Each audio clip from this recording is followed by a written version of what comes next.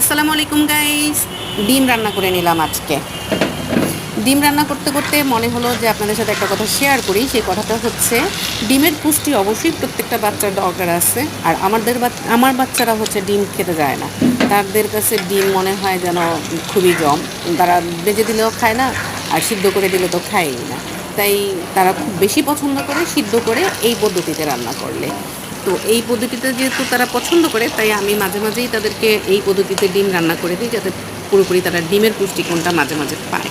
যাদের বাসায় বাচ্চারা ডিম খেতে চায় না, যতগুলো পদ্ধতি আছে সবগুলোই অবলম্বন করবেন, যেন বাচ্চারা পরিপূর্ণ ডিমের পুষ্টিটা পায়। অনেক বাচ্চারাই আছে ডিম খেতে চায় না, গন্ধ লাগে, এই সেই অনেক কিছু বলে। যেমন আমার মেয়েটা অনেক বেশি বাজি, ডিম খেতে চায় না, তাই তাকে এভাবে করে আমি ডিম খাওয়ানোর চেষ্টা করি মাঝে মাঝেই।